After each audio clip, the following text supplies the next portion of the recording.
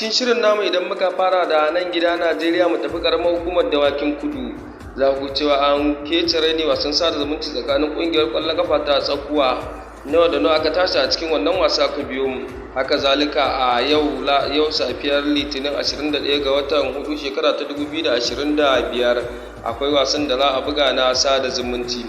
Sannan dai a karamar hukumar dawakin kudu din za ku yi cewa ga ci gaba da kofin a halin kwaf da ake buga filin wasa daga Abdullahi Umar Gandu da ke garin cikin dawaki karamar hukumar dawakin kudu shi ma akwai wasan da za a buga tsakanin zogarawa su da wace kungiya ce ku biyo mu. Sannan idan muka tsallaka nan gida Najeriya za ku cewa muna da wasan da aka buga a yammacin jiya mako na 25 a gasar Premier League ta nan gida Najeriya. Kazalika mukan tsallaka gasar Premier League ta kasar Ingila, sannan mu tsallaka gasar La Liga ta kasar Spain, daga nan kuma sai mu tsallaka gasar Serie A haɗi da Bundesliga har da Ligue 1 idan dama ta samu. Sannan kuma za ku cewa manya-manyan labarukan da muke ta ɗauke da su za ku cewa ƙungiyar ƙwallon kafa ta Liverpool da Manchester United na zuwarci wani ɗan wasa ne shi ma dai kuma za ku cewa Salah shi ma ana iya tunanin kan cewa zai iya sauya ƙungiya zuwa ƙungiyar ƙwallon kafa ta Saudi Pro League, wannan duk ta cikin shirin da'irar wasanni. Sannan za ku cewa Real Madrid na zuwarcin ɗan wasan Manchester City, kazalika za ku cewa Barcelona tana ƙoƙarin ƙara ɗan wasan ta kwantaragi duk dai a cikin wannan shirin da'irar wasanni.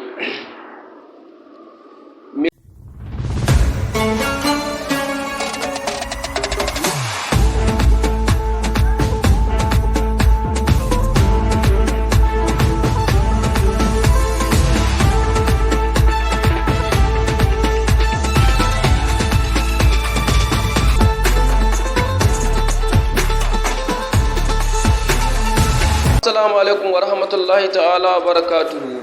Barkanmu da wannan lokaci ta cikin shirin da'irar wasanni daga nan Global Hausa Radio, wanda muke kawo muku batutuwa da suka shafi wasannin ƙwallon kafa daga nan gida Najeriya.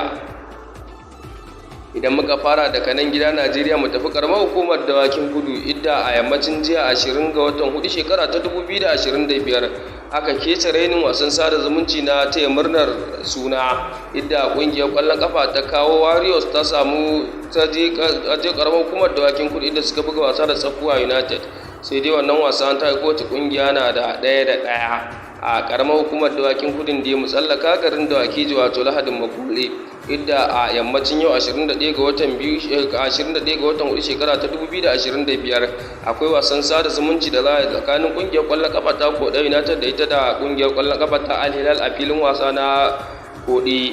Wannan wasa dai mun samu sarwari daga coach din kungiyar kwallon kafa ta Al Hilal wato Allazai. Kazalika idan muka tsallaka gasar Ahlan Cup da ake buga a karamar hukumar dawakin kudu, za mu cewa a yau za a kece rai tsakanin kungiyar kwallon kafa ta Zogarawa United da ita da kungiyar kwallon kafa ta Golden Boys Gurjiya. Wannan su ne dai wasan da za a buga daga nan karamar hukumar dawakin kudu. Kazalika kafin mu tsallaka kafin mu karasa gasar Premier ta nan gida Najeriya ku dan dakace mu.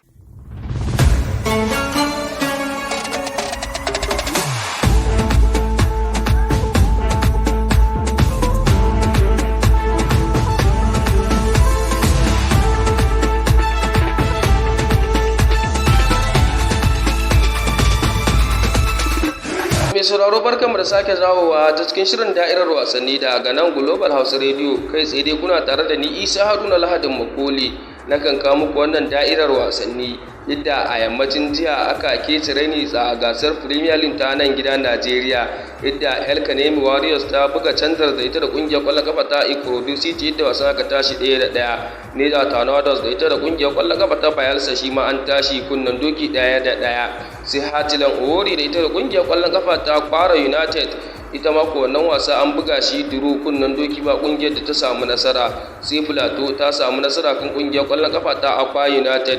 Rivers United ta samu nasara kan kungiyar kwallon kafa ta Shooting Star da ci ɗaya mai ban haushi.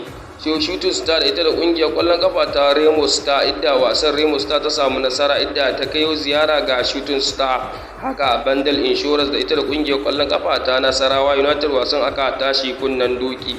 Wannan kenan daga gasar Premier League ta nan gida Najeriya. mai sauraro kai tsaye bari mu tsallaka gasar Premier ta ƙasar Ingila, amma kafin nan ku saurare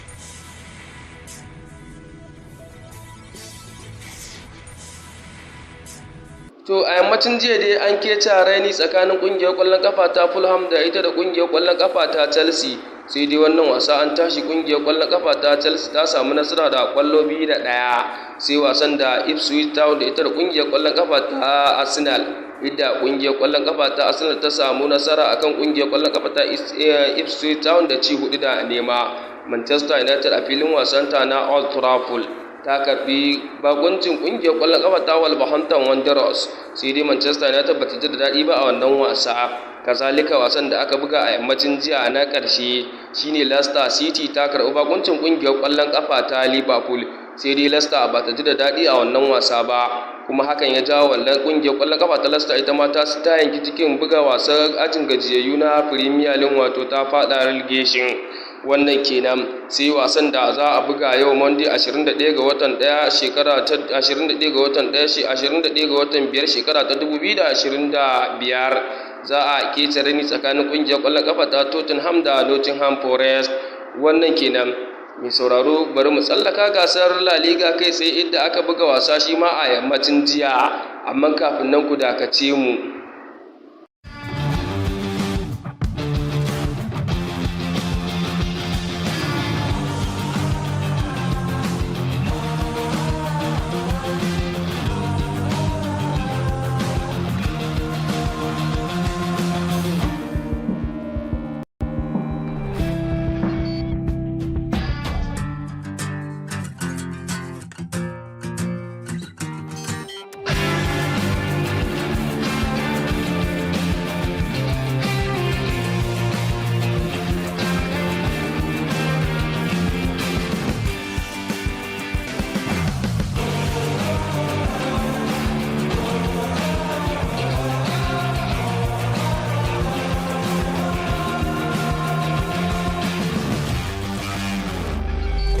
Yammacin jiya shi mako kungiyar ƙwallon kafa ta Real Valladolid ta karɓi bakuncin kungiyar ƙwallon kafa ta Osasuna, sai dai Osasuna bata ji da daɗi ba inda wannan wasa aka tashi kungiyar ƙwallon kafa ta Real Valladolid ta samu nasara da ƙwallo, inda Osasuna ta samu nasara da ƙwallo 3-2 inda ta doke Real Valladolid har gida. Idan kuma muka tsallaka filin wasa na Villarreal ita da Real Sociedad, sai wannan wasa an buga shi canjira wato 2-2. Ƙungiyar ƙwallon ƙafa ta Sevilla da ita da ƙungiyar ƙwallon ƙafa ta Deportivo Alaves shi ma wannan wasa an tashi kunnen doki wato 1-1. Wasan da aka buga na ƙarshe a yammacin jiya shine ƙungiyar ƙwallon ƙafa ta Real Madrid ita da ƙungiyar ƙwallon ƙafa ta Atlético Bilbao, sai dai wannan wasa ƙungiyar ƙwallon ƙafa ta Atlético Bilbao bata ji da daɗi ba. Sai wasan da za a buga a yammacin yau 21 ga watan 4 shekara ta 2025 shine kungiyar ƙwallon kafa ta Girona za ta karɓi bakuncin kungiyar ƙwallon kafa ta Real Betis. Wannan wasa za a buga shi da misalin karfe 8.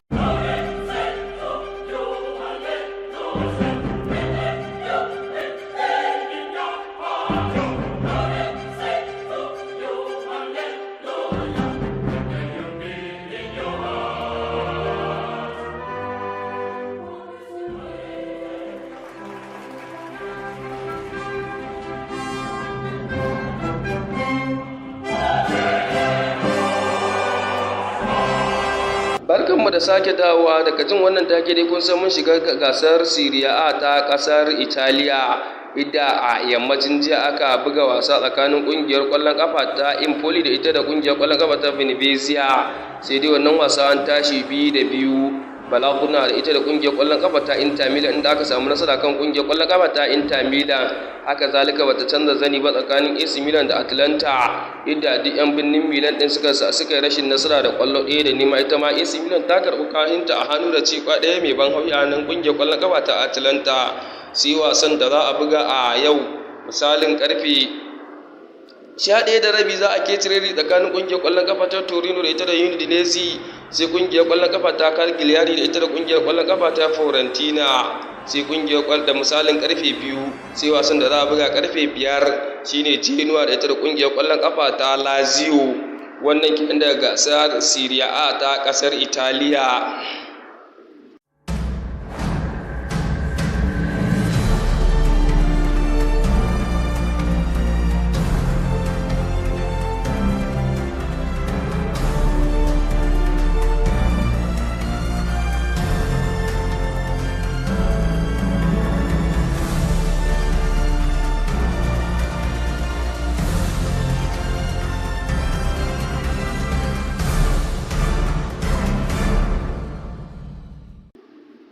Daga jin wannan take dai kasan take ne na kasar Bundesliga, shi ma idda a yammacin jiya aka kece raini, idda kungiyar kwallon kafa ta RB Leipzig ta samu ta buga canjar ita da kungiyar kwallon kafa ta Hostel Kiel.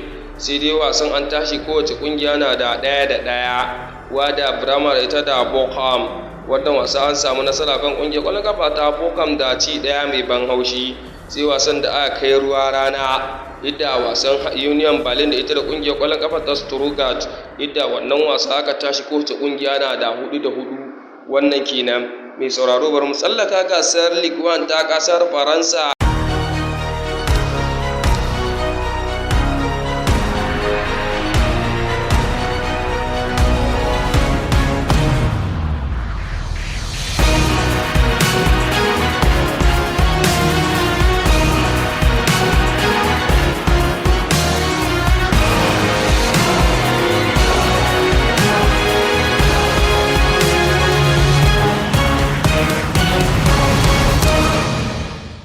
Shi ma a yammacin jiya an kece raini, idda muka fara da kungiyar kwallon kafa ta Lille ta samu nasara akan kungiyar kwallon kafa ta Auxerre da ci 3-1. Brest da ita da kungiyar kwallon kafa ta Lens, idda Lens ta kai ziyara kuma ta samu nasara da kwallo 3-1. Sai kungiyar kwallon kafa ta Nice da ita da kungiyar kwallon kafa ta Angers, idda Nice ta samu nasara ci 2-1. Kungiyar kwallon kafa ta Reims ta samu nasara kan kungiyar kwallon kafa ta Toulouse.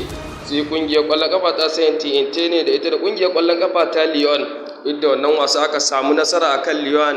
Sai dai wasan da ya bar baya da kura, tun kafin fara wannan wasa kungiyar kwallon kafa ta Saint-Etienne ta fara daga riga kungiyar kwallon kafa ta Manchester United da zimmata ba kungiyar kwallon kafa ta Lyon tsoro, kuma haka burinta ya cimma ruwa, idda suka rinka daga riga dan wasan kungiyar kwallon kafa ta Manchester United wato Harry Maguire. Wannan wasa dai an tashi, kungiyar kwallon kafa ta Lyon ta yi rashin nasara da ci 1-2 a kungiyar kwallon kafa ta Saint-Etienne. Wannan kenan.